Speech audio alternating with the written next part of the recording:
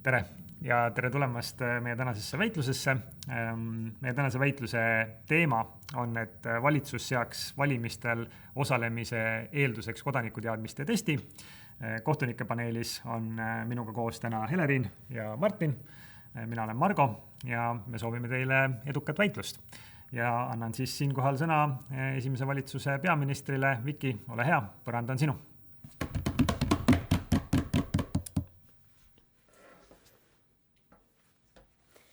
Meie valitsusest näeme, et ühiskonnas on selge probleem. Valijate teadmatus ja faktide eiramine hävitab ühiskondasid. Paljud neist näiteks, kes mõtlematud valisid Brexiti, on nüüd töötud ja vaesus ja kaesetsevad seda. Paljud neist, kes mõtlematult valisid Trumpi või Bolsonaro, on praegu üks nendest 600 000 inimestest, kes suri koroonaviirusesse nendes riikidest. Meie arvame, et valimised on vastutus, mida kõik ei ole pädevad kandma. Seega me pakume välja kodanikuteadmise testi. Kõigepealt defineerime, mis asi on meie arust kodanikuteadmised. Need on teadmised antud ühiskonna korra seaduste ja tavade kohta. Näiteks teadmised sellest, mis on tulumaksumäär või mis on presidendi või Riigikogu pädevused. Ehk siis meie plaan on järgmine. Enne valimisi peab iga valija läbima testi, kus küsitakse faktilisi küsimusi antud ühiskonna korra kohta. Näiteks need võivad olla küsimused nende samade näidete kohta, mis ma enne mainisin, tulumaksumäär, või siis need võivad olla taolised küsimused, umbes mitu protsenti Eesti ühiskonnast kõneleb vene keelt emakeelena. Mõnes teises riigis, näiteks nagu Prantsusmaal, see küsimus võiks olla, mitu protsenti kõneleb araabia keelt emakeelena. Või siis umbes milline protsent riigi eelarvest läheb riigikaitse ja julgeoleku peale. Midagi taolist. Nii? Kes otsustab, millised küsimused testis on? Valimiskomisjon otsustab. Ja me arvame, et test peaks olema selline, et inimene, kes enam-vähem kuulas koolis, inimeseõpetuse tunnis ja enam-vähem loeb uudiseid ja jälgib poliitikat, saaks sellel testi väga kergesti tehtud. Me eeldame, et umbes 70-80% testi tegijatest selle testi ka läbib. Nii. Meie arvame, et meie omalt poolt propositsioonid võidaksime, me peame tõestama teile kahte asja. Esiteks, et selline plaan on legitiimne ja teiseks, et selline plaan on ühiskonnale kasulik. Me arvame, et selle väitluse kriteerium on ühiskonna üldine heaolu. See tähendab, et see tiim, kes näitab, et ühiskonna üldine heaolu tõuseb, võidab. Mina oma kõnes teen kaks argumenti. Esiteks, ma räägin teile legitiimsusest ja teiseks, ma räägin teile ühiskonna kasudest. Argument number 1, legitiimsust. Me arvame, et valimas käimisega kaasneb vastutus, sest valija mõjutab nii ennast kui ka ühiskonda enda ümber. Tihtipeale valija teeb otsuseid, mis on tegelikult elu ja surma küsimused. Otsused selle kohta, kas näiteks rahastatakse ja kui palju rahastatakse tervishoidu, sõda, rahu, inimõigused ja muud sellised asjad. Kuna valijal on hästi suur võim nii enda kui ka enda ümber oleva ühiskonna mõjutamiseks, siis me arvame, et sellel valijal peab olema ka pädevus teha sellised suured ja tähtsad otsused. Tal peab olema võimeline võtma sellist vastutust. Me juba näeme, et me kõigile ei anna sellist õigust. Näiteks lapsed ja teismelised, kes küll on osa ühiskonnast, kuid me arvame, et neil ei ole pädevus teha nii tähtsaid ja ühiskonda mõjutavaid otsuseid.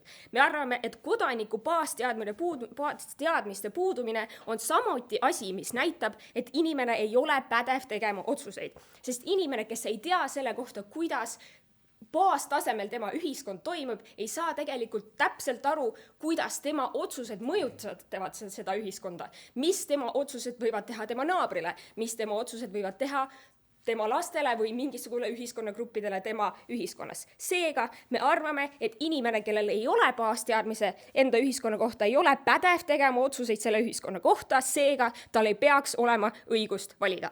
Teine argument. Kuidas taoline ühiskonnateadmiste test teeb ühiskonna paremaks? Me arvame, et paremate teadmistega teevad inimesed parimaid valikuid. Miks?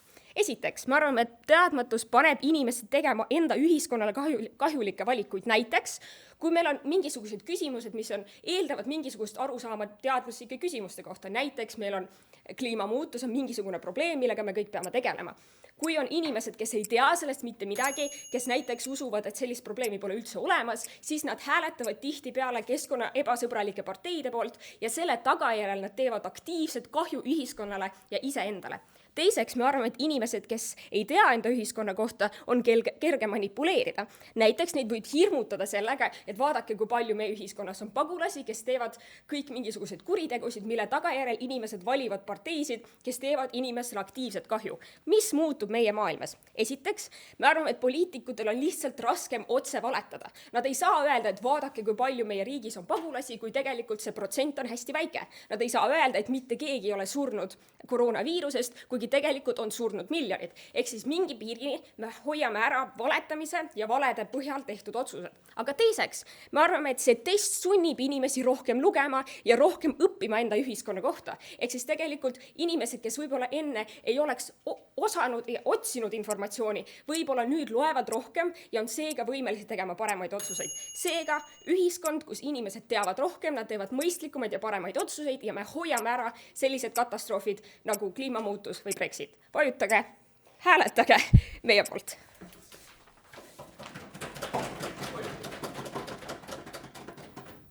Aitäh, Viki, ja lähme väitlusega edasi. Järgmisena saab sõna esimese opositsiooni liider. Karl, põrand on sinu. Daamid ja härrad, laiapõhjaline valimisõigus on demokraatliku riigi alustala ning teatud hulk läbimata otsuseid käib lihtsalt selle juurde. Me ei usu, et me saaksime realistlikult nendest otsustest lahti ilma, et me teeksime demokraatiale väga suurt kahju. Ning kui meil on piisav hulk mõistlikke inimesi, kes käivad valimas, siis tegelikult see probleem ei ole ka eriti suur. Me oleme nõus esimese valitsuse definitsiooni ning tõestuskoormatega, kuid 2 ümberlükket enne, kui liigume meie 2 argumendi juurde. Esiteks nende plaani kohta. Me arvame, et on sisuliselt võimatu koostada testi, mis suudaks kontrollida kõiki olulisi teadmisi nende kriteeriumite järgi, mis esimene valitsus üles seadis, ning samal ajal ei jätaks suuremat osa rahvastikust valimisõiguseta, sest keskmine inimene lihtsalt ei peagi nii palju informatsiooni omama. Teiseks, nad ütlevad, et meil on kohutavalt suur hulk teadmatuses elavaid inimesi. Me arvame, et see on äärmiselt ebatõenäoline. Võtame näiteks Brexiti, see oli Ühendkuningriikides number 1 teema mitu kuud järjest. Me arvame, et see probleem on tegelikult palju väiksem kui see, mis nad väidavad, ning oluline info jõuab inimesteni. 2 argumenti esimesest opositsioonist. Esiteks, miks kodanike teadmiste test on ebaefektiivne meede, ning teiseks, miks see test ei ole õigustatud. Esimene argument, miks on ebaefektiivne meede? Me arvame seda, et testi läbimisest ei järeldu faktidel põhinevad otsused. Esiteks ei ole inimeste otsused sageli ratsionaalsed, eriti valimistel, kus inimesed võivad mõjutada sotsiaalne surve, poliitikute propaganda ning sügavad isiklikud veendumused. Näiteks väga paljud inimesed teavad, et tegelikult Eesti rändekvoot on madal ning meie majandus saaks väga suurt kasu, kui me võtaksime rohkem immigrante vastu. Samal ajal väga suur hulk nendest inimestest on kategooriliselt immigratsiooni vastu ning neil ei ole ühtegi faktidel põhinevat tõestust enda seisukohale. Teiseks, väga paljud inimesed tarbivad alternatiivset meediat, mis tegelikult ei ühti üldtunnustatud faktidega. Ma arvan, et see on probleem, sellepärast et nad ei pruugi uskuda kliima soojenemisesse, aga nad tegelikult ikkagi teavad, mis on riiklik ametlik seisukoht, et kliima soojenemine eksisteerib. Need on need inimesed, kes saaksid sellest testist läbi, kuid tegelikult hääletaks ikka enda veendumuste kohaselt. Järelikult ei püüa kodanikuteadmiste test kinni eriti palju vääral infole toetuvaid valijaid. Ning seetõttu me arvame, et see ei ole efektiivne meede. Teine argument, miks me arvame, et see test ei ole õigustatud? Valitsus väidab, et valimisõigus peaks olema privileeg, mille riik annab kodanikele, kes on tõestanud oma pädevust teha tähtsaid otsuseid. Me lihtsalt ei ole sellega nõus. Esiteks on valimisõigus kodaniku peamine kaitsemehhanism riigi vastu ning kui kodanikult see kaitsemehhanism ära võtta, siis ta ei saa ennast riigi vastu kaitsta. Jah. Täna ei saa ka see väga motiveeritud vähemus ennast riigi vastu kaitsta olukorras, kus mass, kes on hirmutatud, lihtsalt hääletab tast üle selle valeinformatsiooni põhjusel. Ma arvan, et see ei ole aus karakteriseering olukorrast, mis tegelikult on. Enamus inimesed, kes käivad valimas, nad on täielikult kursis nende probleemidega, mille tõttu nad valima lähevad. Näiteks nad tahavad endale saada suuremat pensionit. Ma arvan, et tegelikult ühiskonnas vähemus ei ole kursis baasfaktidega ning sellist olukorda, nagu tema vahemärkuses kirjeldate, ei eksisteeri. Kuid tulles tagasi minu teise argumendi juurde. Kui me võtame inimestelt ära valimisõiguse, siis me võtame ära inimestelt õiguse ennast riigi eest kaitsta. Ma arvan, et see on ebaaus, sellepärast, et me kõik oleme loovutanud mingisuguse osa enda vabadusest ära ning saanud vastu valimisõiguse, mis kehtib äärmiselt laiapõhjaliselt. Vaadake, kui me pöörame selle olukorra teistpidi, siis see tundub täiesti ebaratsionaalne ning ajuvaba. Kui mingisugune poliitik või ametnik teeb halva ja halvasti informeeritud otsuse, mis ei toetu faktidele, siis see ei tähenda seda, et kõik kodanikud nüüd ei pea riigis kehtivaid seadusi järgima või makse maksma. Me arvame, et see diil töötab kahepoolselt ning inimesed võivad ka vahel teha informeerimata otsuseid ning see ei tähenda seda, et neilt tuleks ära võtta üks põhilisi kodanikuõigusi. Teiseks, ma arvan, et suurem osa isiklike huvide kaitsest ei ole mitte kuidagi seotud tulumaksumäära või sellega, et mis on presidendi ametikohustused. Need asjad, mida esimene valitsus sooviks seal testis küsida. Enamus valijatel on 2-3 teemat, mis neid huvitavad ning mille pärast nad lähevad valima. Näiteks, kui suur on minu pension või mis kellani tohib linnas müüa alkoholi.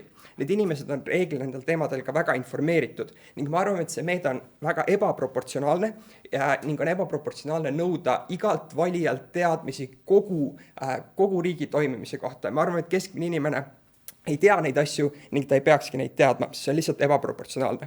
Ning viimaseks, ma arvan, et teadmised ei saa olla eeldus valimisõigusele, sest me oleme ühiskonnana otsustanud, et kõik täiskasvanud või teatud juhtudel isegi nooremad inimesed on piisavalt võimekad, et enda elu üle otsustada. Mitte üheski teises igapäevaelu valdkonnas me ei nõua sellist testi. Ma võin saada lapsi ilma, et ma teaks, kuidas olla hea lapsevanem, ma võin teha absurdseid investeeringuid, mis viivad mu pankrotti ilma, et mul oleks teadmised majandusest.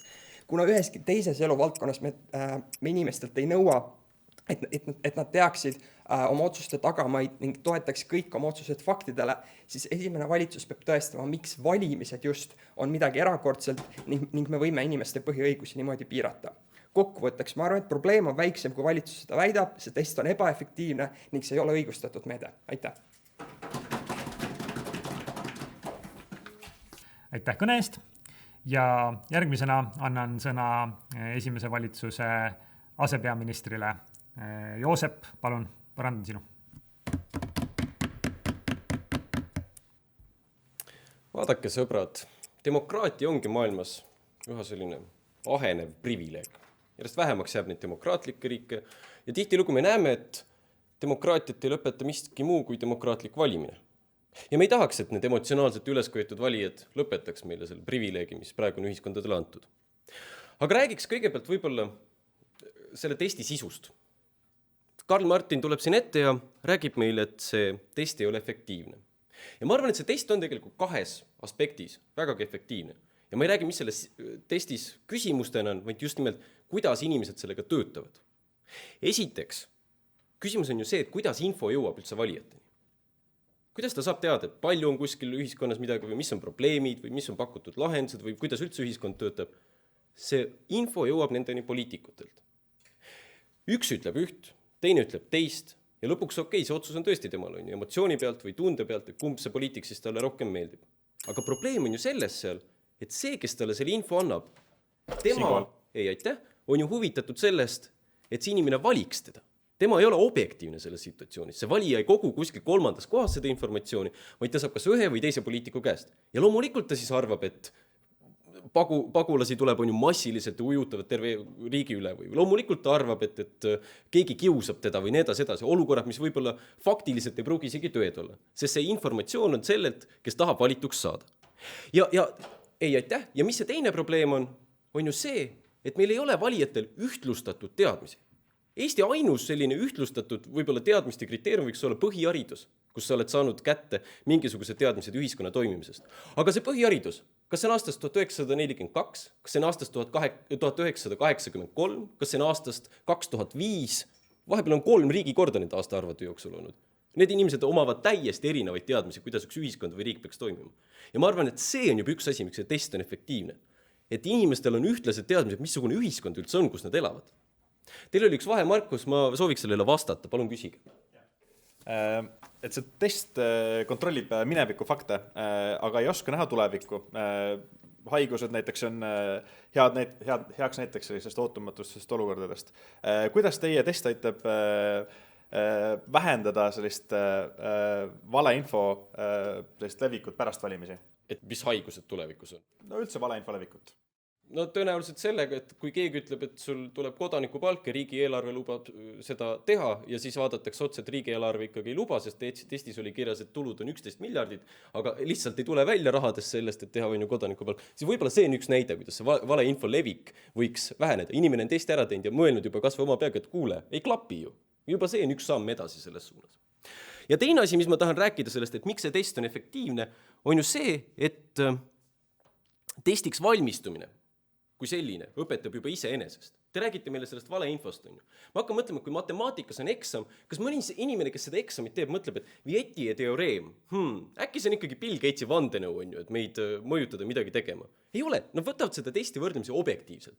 Sellepärast, et nad kõik on ühes selles tegevuses koos, nad kõik on kuidagi kokku leppinud, et ju see matemaatikaeksam või siis füüsikaeksam või ühiskonnaeksam, mis iganes eksam need teevad, põhineb nendel teadmistel, mis on objektiivsed, mis on meil kõigil on nagu sisuliselt kokku lepitud, mida me peaksime teadma. Ei aitäh.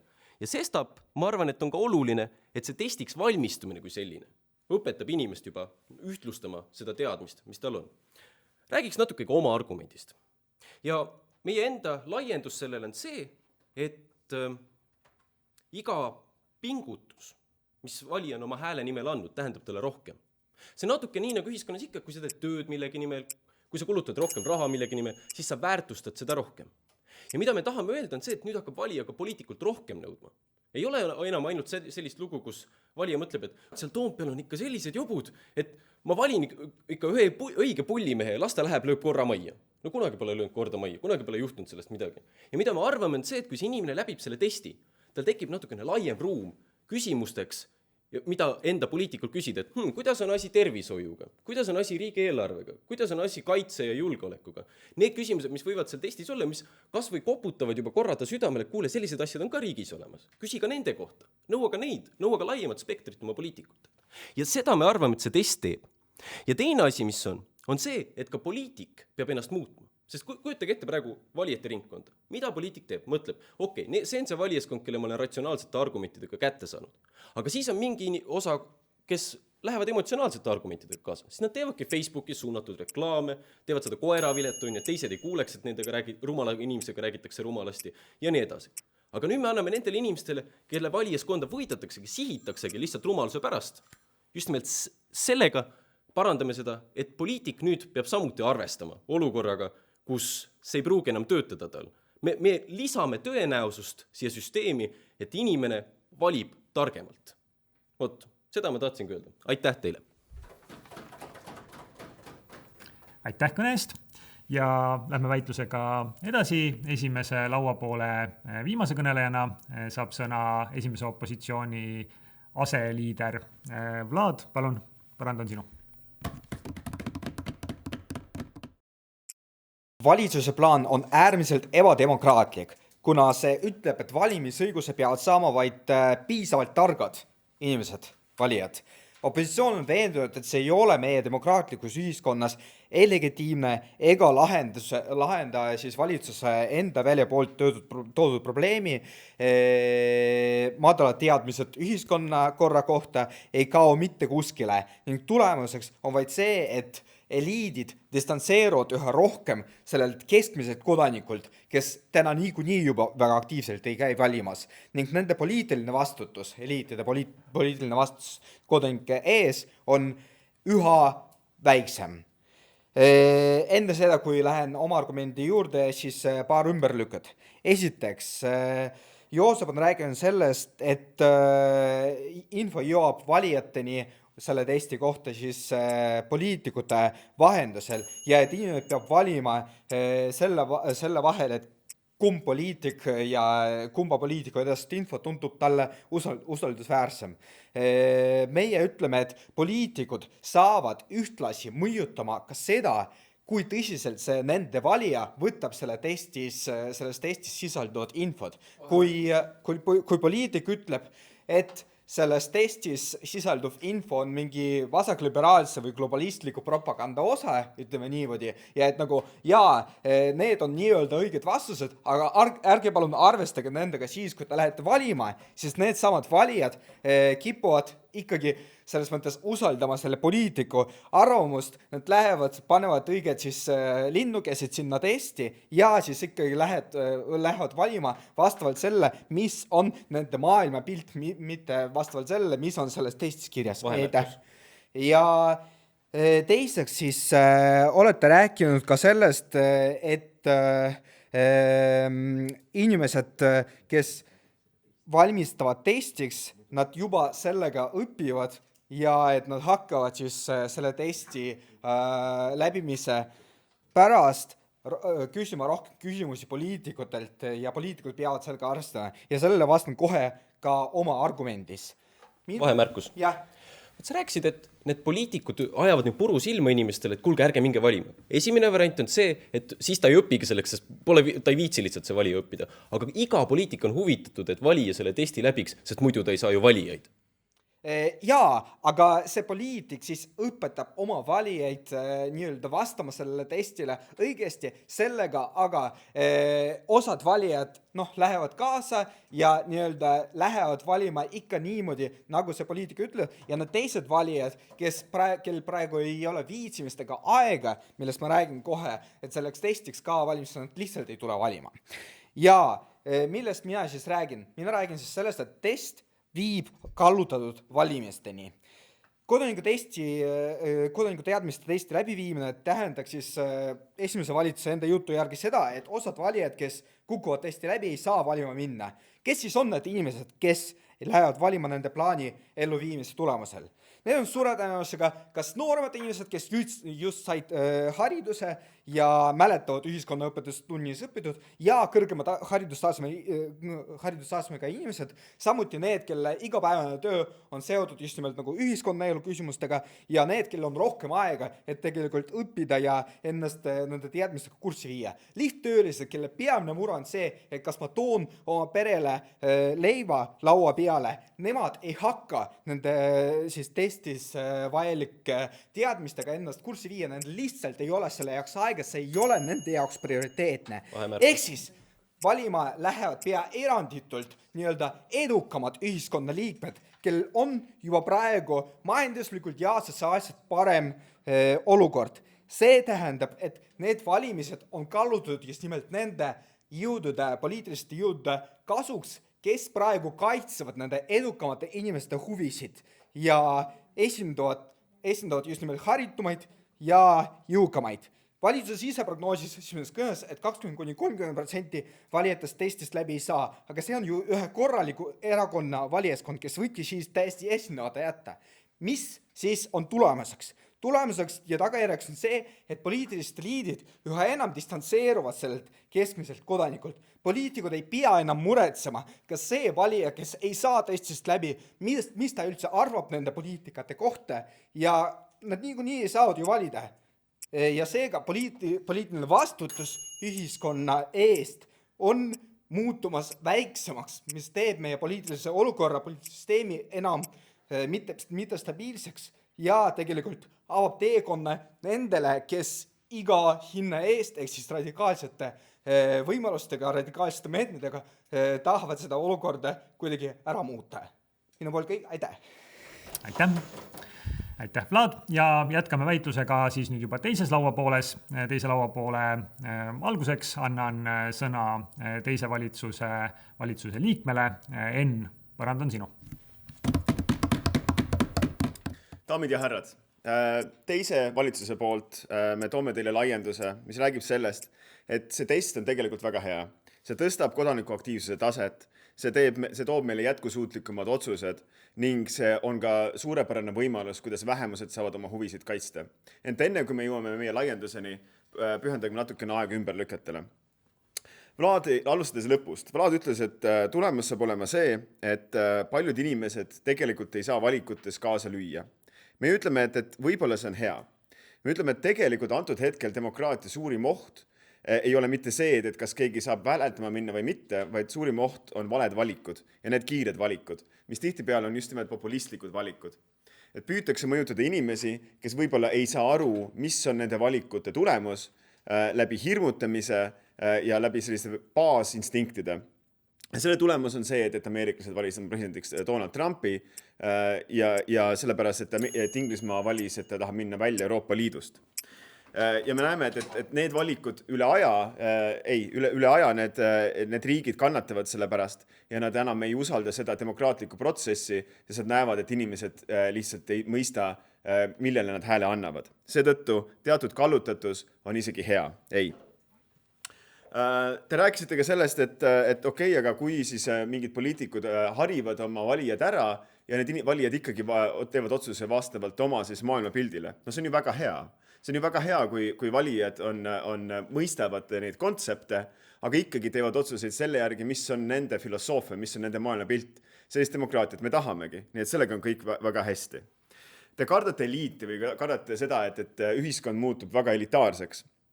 Me ei usu seda. Esiteks on see, et te olete võib-olla natukene selline küüniline ja arvate, et lihtsalt ongi väga suur hulk elanikkonnast, kes kunagi ei suudagi õppida. Ma arvan, nad suudavad õppida ja nendele tuleb lihtsalt teha motivatsioon.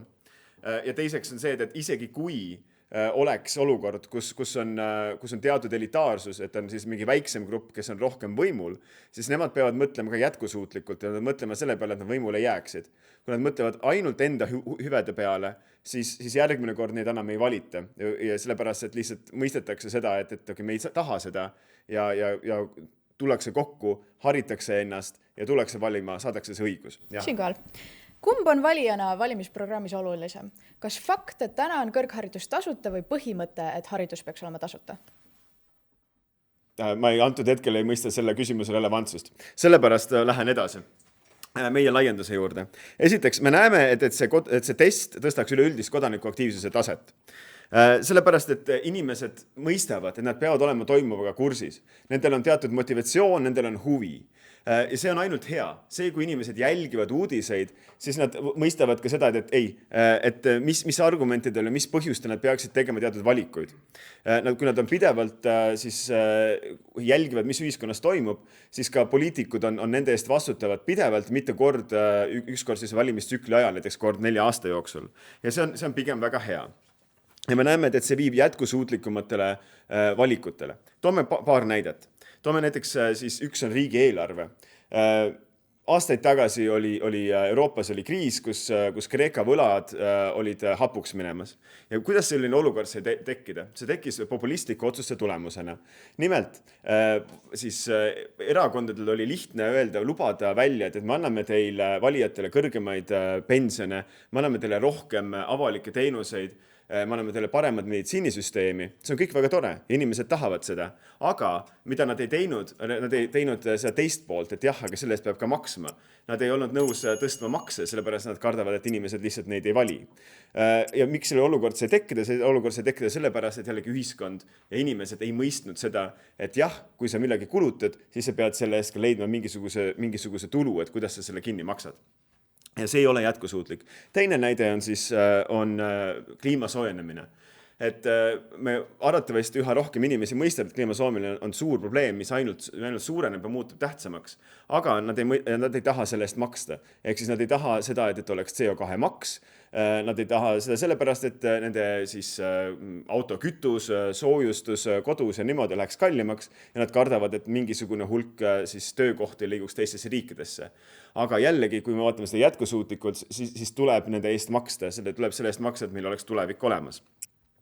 Nii et me näeme, et need on olulised asjad, mida see test aitaks. Lisaks me näeme ka, et see aitaks kaitsta vähemusi. Seepärast, et vähemused näevad, et siin on võimalus nendel, kui nemad on väga huvitatud teatud asjadest, olgu see siis näiteks nende emakeelne haridus, olgu see näiteks siis erinevate seksuaalsete gruppide huvid või nõnda, et nendel on võimalus mobiliseerida ennast selleks, et saada valima ja et nende hääl oleks tugevamini siis pildis.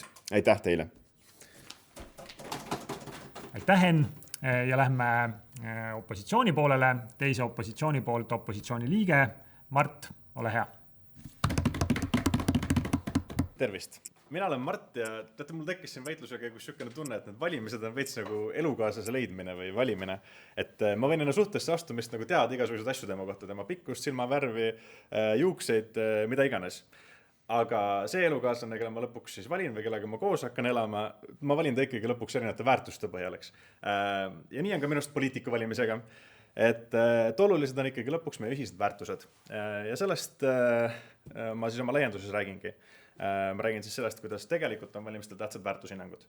Aga enne seda 3 ümberlüket, 2 neist tulevad kohe otsa ja siis 1 on minu esimeses argumendis või minu argumendis. Lähme siis ümberlükete juurde.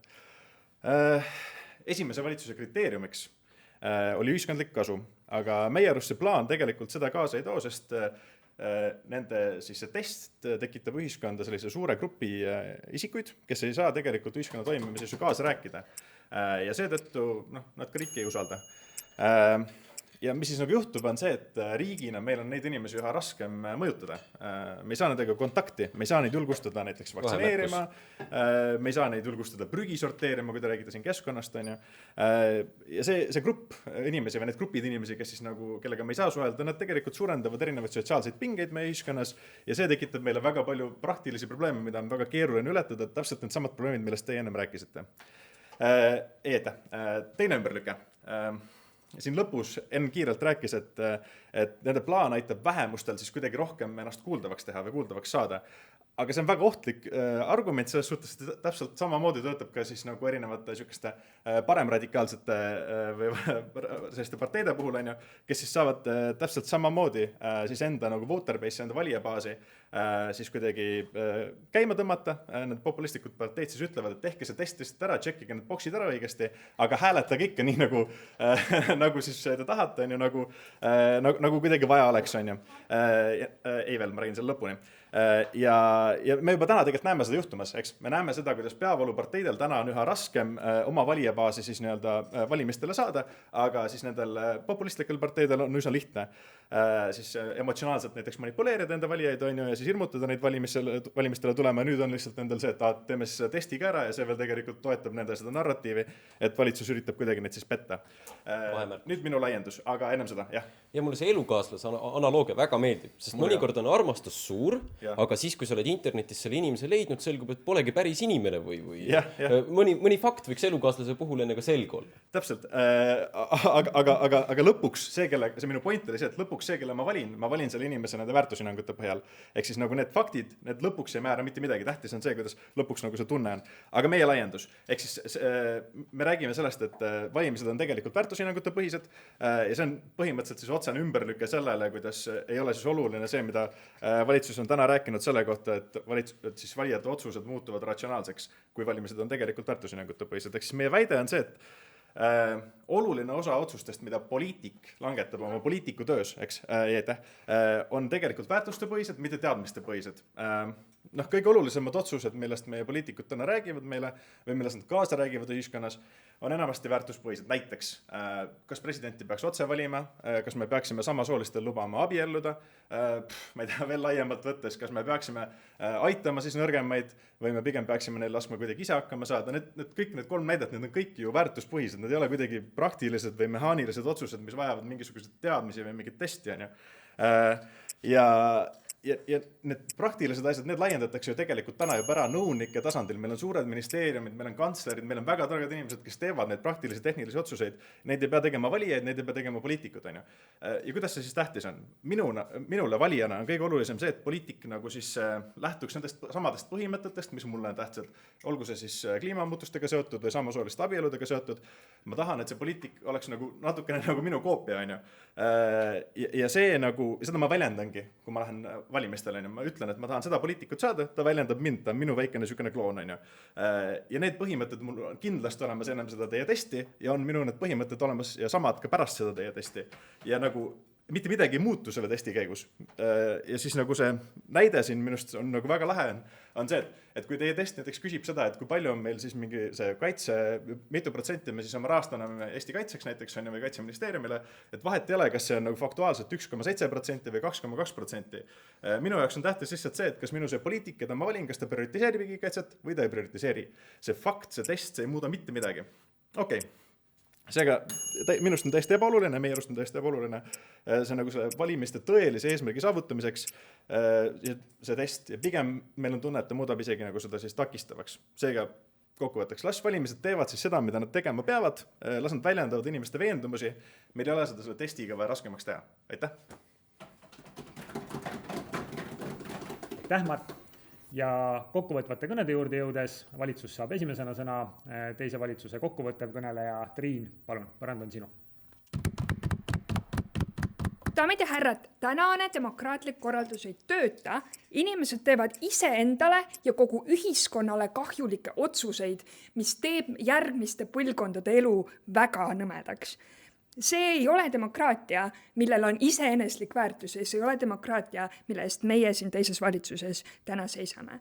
Kõigepealt üks suurem ümberlükke sellele, mis me kuulsime teisest opositsioonist, siis võtan selle väitluse kokku 2 alapunktis. Esiteks räägime sellest, kuidas see olukord siis valijate vaatest muutub ja teiseks räägime sellest, kuidas see nii-öelda ühiskonnakorraldus ja valitsemine hakkab tänu sellele muutuma. Nii, esmalt siis teisest opositsioonist. Mulle tundub, et Kerli ja Mart üritavad teha midagi väga kavalat selles väitluses, aga tegelikult langevad sellest väitlusest välja. See väitlus puudutab seda, mis toimub enne seda, kui keegi läheb seda checkboxi tegema sinna valimiskasti juurde.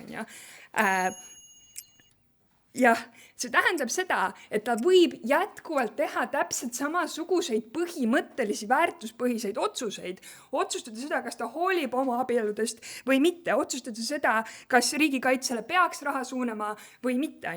Need on need otsused, mis toimuvad pärast seda, kui ta on sellest testist läbi saanud. Küsimus on see, et kas me tahame olla kindlad, et inimestel on olemas baasteadmised, mille põhjal realistlikult hinnata, kas need lubadused, mida neile lubatakse, on päriselt teostatavad. Nad ütlevad seda, et praktilised küsimused rakendatakse ära nagu nii ministeeriumi tasandil, aga see nagu suunis ja poliitika nagu kujundus tuleb ikka sellelt ministrilt, kes on sinna erakonna poolt määratud. Ehk siis see ikkagi ka see praktilisuse koha pealt on oluline. Me ei taha muuta väärtusi, need jäävad alles. Me tahame, et väärtused oleksid kooskõlas reaalsusega. Räägime sellest, mis siis maailmas juhtuma hakkab. Kuidas muutub valijate käitumine? Me ütleme, et siin laias laastus selle väitlusega me mõjutame 2 tüüpi valijaid. Esiteks me mõjutame neid tänaseid passiivseid valijaid, kes käivad valimas, aga ei pööra sellele väga suurt tähelepanu. Nad teevad seda sellepärast, et see on nende kodaniku kohus ja neil on kohusetunne. Me ütleme seda, et nendega juhtub 2 alternatiivi. A, nad on need nii-öelda kohusetundlikud töölised, kellest Vlad rääkis, kes nüüd ei viitsi enam minna.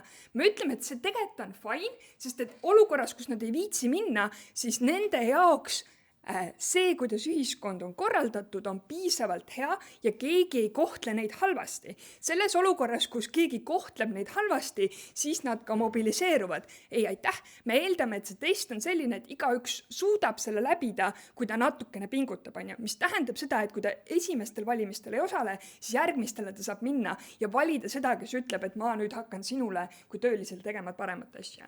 Teiseks, me ütleme seda, et kui nad hoolivad sellest kohusetundest piisavalt palju, siis nad hoolivad piisavalt, et viia ennast kurssi ja see on see koht, kus neil tekib võimekus hinnata seda, et olukorras, kus mulle öeldakse, et me ehitame Pärnusse uue silla, aga ma saan aru, et selleks on vaja katteallikaid, mida ei ole, et siis ma ei lähe ja vali seda erakonda, kes ütleb, et ta silla ehitab, kuigi see põhimõtteliselt võiks olla asi, mida ma tahan. Teiseks me ütleme seda, et inimesed on kriitilisemad selle osas, mida poliitikud neile esitavad ja kui nad ei taga neid lubadusi, siis nad on ka aktiivsemalt edaspidi mõtlema, sest nad on teinud eraldi pingutuse selleks, et seda häält saada. Jah, Kerli? Ma võin teada, milline on riigieelarve suurus, aga selleks, et mõista, kas see sild on ehitatav või kas see kodanikupalk on realistlik, ma pean teadma detailselt, kuidas riigieelarve töötab ja mis seda silda päriselt nagu mõjutab. Miks testiga me seda saame? Kunagi selle ideaalse maailmani, aga me liigume sammu sellele lähemale sellepärast, et see inimene vähemasti mõtleb sellele küsimusele, mida ta täna piisavalt ei tee. Me ütleme seda, et see teine grupp, keda see mõjutab, on need inimesed, kes on natukene kallutatud. Me ütleme, et nende seas hulgas on ka neid laiskasid ja passiivseid inimesi, kes võib-olla ei lähe ja see on juba kasu, sest nad ei tee endale ühiskonnale halba. Teiseks me ütleme seda, et ka nende seas võib-olla tekib vähemasti mingi osa, kellel tekib kriitiline meel ja küsimused nende peas ja me ütleme, et see on ka juba positiivne kasu, mis on ainult meie pool. Ja me ütleme seda, et isegi kui nad teevad jätkuvalt selle nii-öelda nõmeda väärtuspõhise otsuse, mis ongi võib-olla ühiskonnale kahjulik, siis see on okei, aga me tahame, et nad teeksid seda nagu teadlikult on ja läbimõeldud. Me ütleme seda, et kuidas see ühiskond nagu ühiskonna tasandil muutub on see, et esiteks me saame pöörata tähelepanu nagu suurematele küsimustele, sellepärast et ka inimesed hoolivad nendest suurematest küsimustest, sest need, kes panustavad, tahavad päriselt midagi ära muuta ühiskonnas ja ei lähe lihtsalt sellepärast valima, et äkki keegi annab mulle nagu kõrgema pensioni kunagi tulevikus. Me ütleme seda, et läbi selle, et inimestel on rohkem kriitilist meelt, me jõuame ühiskonnani, kus on vähem populistlikke lubadusi, mida ka ellu viiakse, mis tähendab seda, et meie eelarved ja pikk perspektiiv on parem. Kõigil nendel põhjustel teine valitsus. Aitäh ja selle väitluse viimase kõnelejana saab sõna teise opositsiooni kokkuvõttev kõneleja Kerli, palun. Kui Triinu mure on selles, et demokraatlik korraldus ei toimu, siis ta mure on olemuslikult demokraatias ja valimistes, mitte selles, kuidas see süsteem on. Me ei lähe valimistele väljendama seda, millised on meie teadmised riigikorrast. Me lähme väljendama seda, milline riigikord meie arvates olema peaks. Status quo ei mängi selles hetkes rolli. Oluline on see, mida ma tahan, et riik teeks. Selles väitluses on oluliselt 2 küsimust. Esiteks, kas valimised ja poliitilised otsused muutuvad paremaks ja teiseks, kas ühiskond tervikuna muutub paremaks. Ja nende küsimuste põhjal me saame vaadata, kas see esimese valitsuse loodud kriteerium, ühiskonna heaolu või suurenev heaolu ärkab siis ellu. Minnes siis esimese küsimuse juurde. Kas valimised või poliitilised otsused muutuvad kuidagi paremaks? Selles väitluses me oma tuumas räägime sellest, milline on valimiste roll, mida ta väljendama peab. Lõpuks me ütleme, et ei ole oluline see, millised on minu teadmised või tänane riigikord, vaid oluline on see, kuidas ma tahan, et see oleks. Seega fakt, milline tänane maksusüsteem on, ei muuda minu arvamust sellest, milline ma arvan, et maksusüsteem olema peaks. Seetõttu see test tegelikult olemuslikult ei muuda valimisi. Mis aga juhtub, on see, et ta muudab valimiste ta ei muuda valimiste dünaamikat, ta muudab valimiste arvu. Teeme reaalsuskontrolli. Mis on fakti 3 mõju? Esiteks, nad väidavad, et test tekitab minust rohkem huvi selle vastu, mis ühiskonnas toimub. Ma olen elus väga palju erinevaid kontrolltöösid erinevates haridusasutustes teinud, nii ajaloos kui ka füüsikas. Ma ei hakanud füüsika kohta rohkem uurima tänu sellele, et ma tegin mingisuguse kontrolltöö ja vastasin, milline teoreem on õige või ei ole. Ei, aitäh. Ma hakkasin ajaloo kohta rohkem uurima, sest et see on minu huvi. Ma tean sellest rohkem, mu sõbrad räägivad sellest rohkem ja kõike muud. Fakt ei muuda seda. Teiseks, nad ütlevad, et test suurendab minu oskust analüüsida, kas kodaniku palk on realistlik või kas silda saab ehitada või mitte. Aga tegelikult selleks, et neid asju analüüsida, ma pean teadma palju rohkem kui lihtsalt fakt, milline on riigieelarve. Ja nad ei ole suutnud meile ära tõestada, kuidas see test tekitab esiteks minus huvi rohkem uurida ja teiseks testiga annab ka oskusi, et seda analüüsi teha. Seega me ei usu, et need poliitilised otsused muutuvad kuidagi testi tulemusel paremaks. Ja kolmandaks, mis kõige olulisem, see test ei muuda minu väärtushinnanguid, ehk siis lõppkokkuvõttes ta ei muuda seda, kuidas ma valimistel valin. Seega kokkuvõttes ainus asi, mida valitsuse plaan suudab muuta, on valimiste kvaliteet, seda kui palju inimesi siis valima saavad minna ja lähevad, küll aga ta kvantiteet tähendab, ta ei muuda valimiste kvaliteeti. Teiseks, kas siis ühiskond tervikuna muutub paremaks? Esimene oluline asi, mida me näeme ja mida esimene opositsioon ka väga selgelt välja toob, on see, et erinevate ühiskonnagruppide kaasatus langeb. See tähendab seda, et otsused muutuvad elitaristlikumaks. Paratamatu on see, et mingi hulk inimesi ei saa valida. Suure tõenäosusega see puudutab pigem neid inimesi, kellel ei ole töö kõrvalt võimalik võtta aega või kellel ei ole juba vastavat haridust, et see test lihtsalt läbida. Seega me näeme, et need ühiskonnagrupid, keda meil just võib-olla ongi hea riigina kaasata ja nende arvamust paremini kuulda, seda me ei saa hetke pärast. Aga oletame, et teiseks, et isegi kui see süsteem toimib ja see on valijatele hea, me usume, et tegelikult testi rakendamisel me suurendame seda ühiskonnagruppi, keda me tahaks kaasata ja tekitame nendele tänu sellele probleeme. Räägin sellest hetke pärast veidi lähemalt, Joosep. Ma enam ei taha. Hästi. Kas keegi teine soovib? Okei. Mida me siis näeme selle valimissüsteemi tulemusena? On see, et juhtub 2 asja. Esiteks, radikaalsetel ja populistlikumatel jõududel on lihtsam inimesi oma kõlapinda saada. Esiteks, neil on kokkuvõttes vähem valijaid, on ju, selles väikses tiigis on lihtsam mõjutada. Teiseks, neil on lihtsam selle hirmuga inimesi saada valima ja inspireerida inimesi testi tegema võrdeliselt võib-olla teistel vähem manipulatiivsetel parteidel on raskem mõjutada hirmu kaudu. Seega me ei näe, et see nii-öelda hirmunud mass, mida mõlemad valitsused kardavad, kuidagi vähem selles ühiskonnas rolli mängivad. Ja teiseks veel olulisemalt, me muudame ühiskonna rohkem lõhestatuks, sest paratamatult me tekitame rohkem gruppe, kes ei ole riigi tegevusse kaasatud. See tähendab seda, et ajapikku nad hakkavad järjest vähem ja vähem usaldama riiki, sest nad ei ole ju saanud kaasa rääkida selles, millised need otsused on. Vahet ei ole, kas siis on sellepärast, et nad ei saa testi tegema minna või sellepärast, et nad kukuvad testi läbi. Ja see tähendab seda, et meil tekivad erinevad grupid, kes ei väärtusta, ei taha erinevaid riiklikke korraldusi täita või ei taha ülejäänud ühiskonnaga kaasa rääkida ja usalda teisi ühiskonna liikmeid.